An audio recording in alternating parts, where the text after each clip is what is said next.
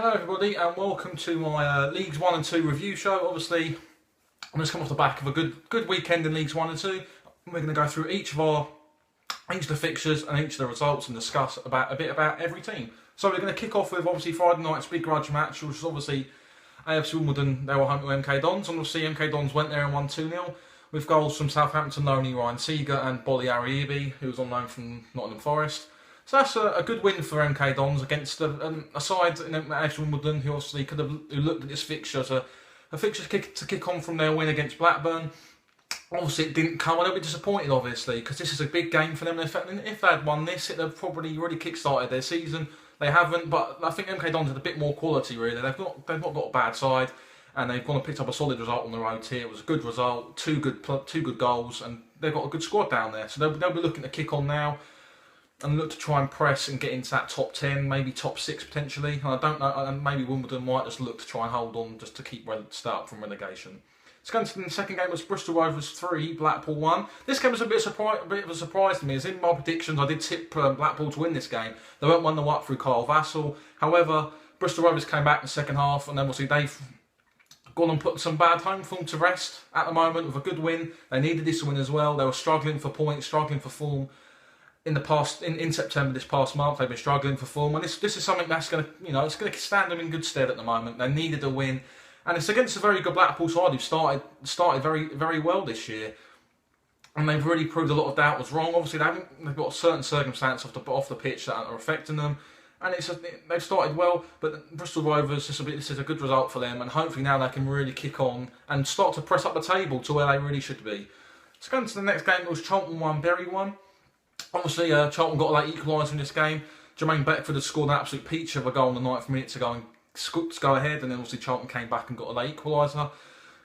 Charlton may be starting to slip up a bit at the moment. I really didn't expect that from Charlton. I thought, obviously, they've had a good start to the season. I really thought they'd kick on. Obviously, their back-to-back defeats at Wigan and Gillingham haven't helped, and they've obviously come against a struggling Bury side. This would be a good point for them.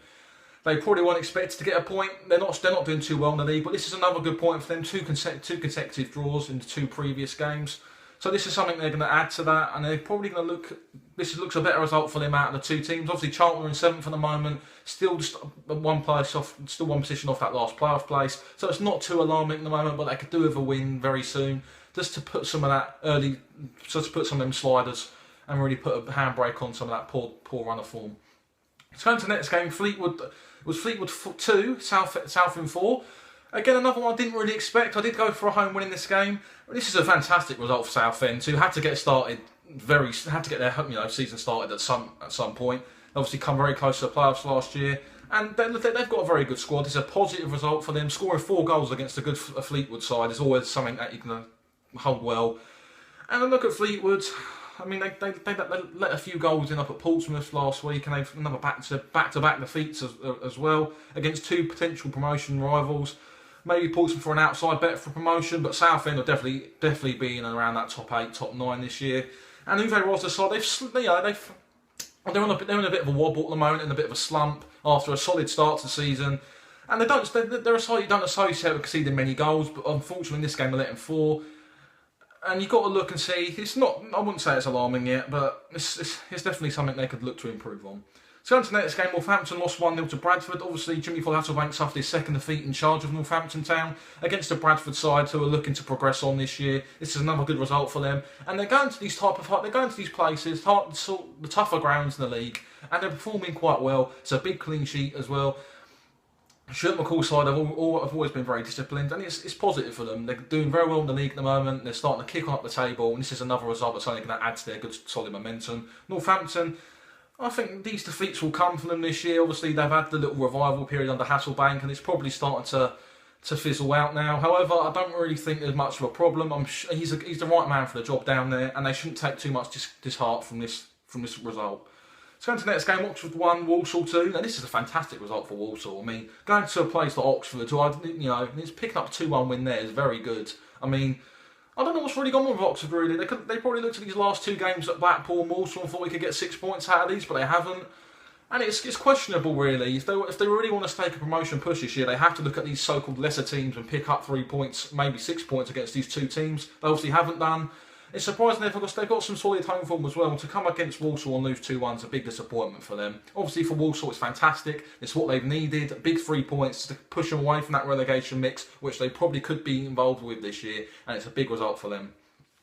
Going to our next game, Peterborough 3, Wigan 2. This is a big result for Peterborough. They're looking to continue their promotion push under Grant McCann this year. Obviously it's suffered a few wobbles, a couple of defeats. However, they've really gone against a fellow promotion team and a very strong side against Wigan, who are probably one of the strongest teams in this division. And they come from behind a couple of times this game, and they showed some real character. Obviously, Julian Marias, he's scoring goals this year. He's looking good. He obviously got one as well. Michael Jacobs for Wigan, he's got another goal, and he's looking a good player in League One. He did struggle a bit in the Championship, I felt, last year, but in League One, Wigan have got a good player there who can create plenty of chances. And it's an unfortunate result for Wigan, something they don't really need at the moment. They've been in a fantastic run of form recently, and throughout the first couple of months of the season, really. And it's a blip. It's nothing to worry about. I'm sure they've got enough quality in their squad to get back to winning ways, really. However, you can't. There's no divine right. You have to go to every game and try and put in 110% every week. And this is a good result for Peterborough, obviously, against a strong Wigan side. It's something that's going to continue their promotion push and kick them up the table even more. So on to the next game, Plymouth lost 3-0 to Doncaster. Obviously, it's another hefty defeat at home for Plymouth. I think they had another red card at home. I think that's 4 red cards at home in all 4 the previous home games. So there's disciplinary problems there. That's something they've got to address as well. And coming up against a Doncaster side who joined them coming up from League 2 last year. And this is probably another fixture they could have looked at and potentially got something from. The last 2 games burying Doncaster. Plymouth fans probably would have fancied to at least get 4 points from both fixtures. And it's going to be a hard season for Plymouth this year. They're obviously second from bottom in League One, in and around that relegation mix. And they're finding it hard transitioning from Leagues 1 to Leagues 2 to 1. They obviously haven't got the money that some of the other clubs have in the league, so they've had to be quite wise with their spending. And obviously it's hard really. Coming up against Doncaster side who are not doing too bad. They've made a solid transition from Leagues 2 to 1. Obviously their away form's not too bad this year, and they've put behind them that last week's loss to Scunthorpe with a fantastic 3-0 win here.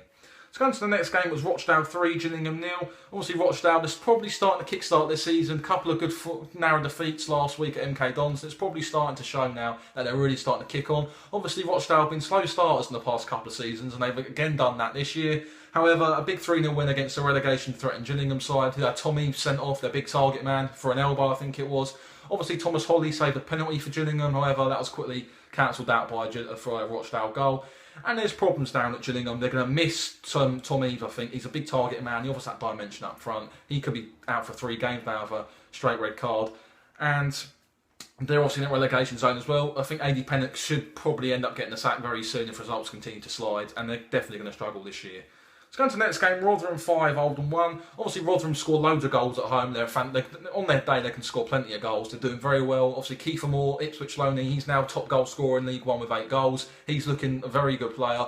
Obviously not going to get the game time at Ipswich with the strikers they've got, so he's dropped down division, and boy has he proven that he's a perfect fit for Rotherham. He's a big boy, 6'5", but he's not he's quite agile for his height. He's not your old-fashioned target man. He's good with his feet as well. He scores all types of goals. He scored a good acrobatic goal and a good headed goal in this game.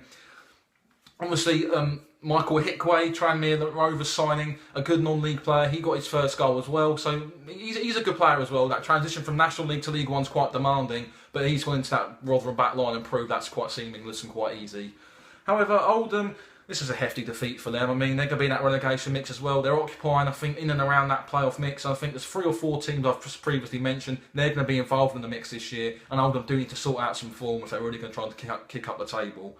So going to our next game, it was Scunthorpe 2, Portsmouth 0. Fantastic result for Scunthorpe, back-to-back wins for them. Obviously a good win at Doncaster last week, 1-0. Following up this week with a good win against a fellow promotion side in Portsmouth, who has shown a bit of inconsistency this year. And it could be a mid-table finish for them this year if they keep going along this way. They've got some good players in their side.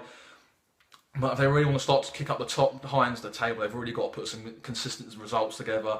Had a good result against Fleetwood last week, big scoreline there, but they followed it up with a defeat again against a fellow promotion rival. And Scunthorpe were going to look to obviously head into that playoff mix again, narrowly defeating the semi-finals by Millwall, they were brushed aside in my opinion, and they're going to look to try and kick into that position again.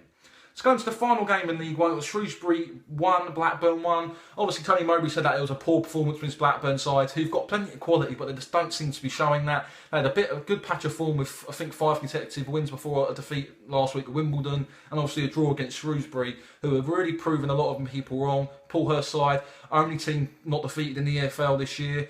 23 points, I think it is now, so they're sitting still high top of the table. And I think it's going to take a good team to beat them. You know, they've got fantastic team spirit. They're probably going to training every week on cloud 9, holding that big unbeaten run, the best record in the EFL right now, and they're probably going to look to kick on and basically try and outrun their odds this year and try and get into as high a finish as they can. It's going into League 2. The Friday night fixture was Forest Green Rovers for Swindon. Obviously, Swindon won 2-0 there. Goals from Ollie Lancashire and Matt Taylor. And it was probably a result. It was a result that I predicted. I mean, Swindon had plenty of quality, few chances in that game. Obviously, Luke Norris went through one-on-one in the second half, narrowly missed. He had a shot in the first half that was blocked by Mark Roberts. And obviously, they got both goals were quite poor to concede from Forest Green. I mean, their markings only from corners. They almost got caught out in the first half. In the second half, a ball floats in. Ollie Lancashire comes back post, just bundles it in. And for the second goal, Matt Taylor strikes from, I think, 25 yards. The keeper should really save that, and it goes under his body and in. So I think Swindon, they're looking good on the road this year. David Flitcroft's done well there. On their travels, they're looking a good side. If they can just get their home form sorted out, add to that win they had last week, then they can really start to kick on up the league. And I think it's a bit tough season for Forest Green Rovers. Obviously, occupy bottom of the Football League, and it's going to be a hard transitional season for them. Let's go into the second game. This is the Saturday game. Accrington 1, Cheltenham 1. This was a game that I felt was probably... I thought it could have been a draw, in my opinion. Obviously, Mohamed Issa scored for Cheltenham, followed by Caden Jackson, goal for Accrington Stanley. He then went off injured in the second half. And this is a fair result. I think both sides, you know, John Coleman, Accrington manager, did wish it was already May, as they're starting very well at the moment, Accrington. And I think this is probably a better result for Cheltenham. Obviously, they won last week against Colchester, so 4 points from these two games will stand them in good stead and look to try and clear them away from the relegation mix. Let's go into the third game of the weekend. It was Barnet 1, Crawley 2. This is a huge result for Crawley. Obviously, Harry Kill's men gone to the Hive, picked up a solid result there against the Barnet side, who really, they have a knack for conceding late goals at home, and they've gone and proved that again here against a Crawley side who are probably, they're more happy with this result. This is a big win for them to try and clear them from the relegation mix. They're obviously one of the teams who could be down there this year, and it's a bit of a surprise for Barnet, who've obviously played very well, free scoring at the moment, and it's a bit of a shock defeat for them. So into the next game was Colchester United 1, Wycombe 2. Good result for Wycombe, putting behind that late loss at Luton last week. Coming back and bouncing back against the result against the Colchester United side. Back-to-back defeats now against Cheltenham and Wycombe. Few problems there. Came narrowly close to playoffs last year. And if they want to get anywhere near that, they need to start putting some consistent results together and start to kick on up this tough division. Let's go into the next game. It's Coventry 2, Exeter 0. Big result for Coventry against an Exeter side who are really running away with this league, I felt. And the player food wasn't a problem. And they've come into this game, and I felt Exeter were going to win this game. But Coventry, they're a good side in all respect. Mark Robins got plenty of quality down there, and it's a big result for them. One of the only teams who've proven they can beat Exeter and match them man for man this season in a game. And they're doing really well. And it's a big result, and they're going to look to try and kick up the table now, try and get their first top 6 finish in a long, long time, and really try and get into that playoff mix. Let's go into the next game. It's Crewe 0, Carlisle 5. Big result for Carlisle, a much needed result as well. I think that's back-to-back wins now as well for Keith Curle's side. Going against a Crewe side who are really on the wobbles at the moment, haven't done very well. I do think that's 3 defeats in a row for them now. And obviously coming up against the Carlisle side and letting 5 goals in is a big problem for them as well. But Keith Curle will be delighted with that. Going on their travels at Crewe and banging in 5 goals is something they definitely needed. And on their travels, they've not done too bad this year. Let's go on to the next game. Was Luton 1, Chesterfield 0. Talking about Chesterfield quickly, apparently over 30 managers have applied for the Chesterfield vacancy to fill the void left by Gary Caldwell, and it's going to need probably at least 30 people to sort that out, in my opinion. So a lot of mess down there. They're struggling really. There's no leadership on the pitch, and they come against a Luton side who haven't, they're a bit inconsistent this year. Nathan Jones wants to try and put that behind them and try and kick up the table, and it's a big result for them against a relegation side as well. So going to the next game was Mansfield 2, Cambridge United 1. So judging by the highlights, I felt that Cambridge United were quite harsh not to get a draw. Obviously David Ford's unlucky with his penalty there. He gets a big hand to it, just P-rolls in off the post. Obviously Danny Rose scores another goal for Mansfield. He's looking like a good signing. Obviously Steve Evans expects him to get 20 goals this year. And obviously they're now in 5th place, Mansfield occupying that playoff position. Cambridge fall to 11th in the league. And it's unlucky for Cambridge. They're playing some good stuff. They're unlucky not to get a point here. Mansfield are proving everyone what they should be doing right now, winning plenty of games of football and really kicking on to that top echelons of the table. Let's go into the next game, Newport 1, Grimsby 0. Obviously, Mike Flynn called Newport gutless last week in their defeat. And that's the perfect reaction he wanted against the Grimsby side who are struggling. Obviously, Podrick Hammond, the ex-Grimsby Town and Hartlepool striker, he goes and scores a goal. And it's positive for Newport. I don't think they're going to be in that relegation mix this year. It's looking very positive this year. I think they're going to do very well. Let's go on to the next game, Notts County 4, Lincoln 1. Big result for Notts County. Already starting to kick on in that top echelon of the table. Promotion definitely got to be done, aimed for them. Kevin Nolan's side, they're doing very well at the moment, looking solid. Against the Lincoln side, they went down to 10 men, did well to pull it back at 1-1, but then the 10 men got found wanting in the end, letting 4 goals. And the goal celebration, I can't remember who scored, but it's probably the weirdest goal celebration I've ever seen in my life from that Notts County player. If you're gonna, I'd suggest you go and watch it. It's the weirdest goal celebration I've ever seen in my life. But yeah, Notts County, promotion definitely a push for them. Lincoln, probably mid-table for them this year, starting to show a bit of inconsistency. Again, like most teams, if you want to get anywhere near that top 11, need to play off consistently, push as well. So on to the next game, Stevenage 2, Morecambe 1.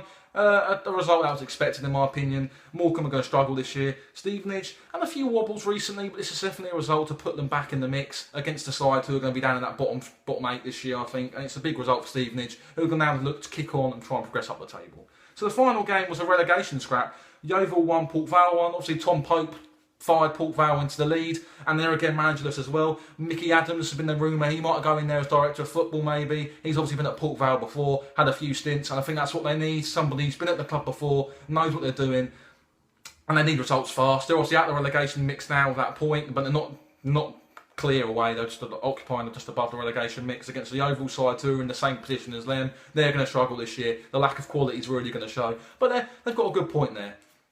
So that is my Leagues 1 and 2 review. Obviously our Championship review will come out tomorrow. So I hope you all enjoy. Like the video, subscribe as well, and I'll see you later. Thank you.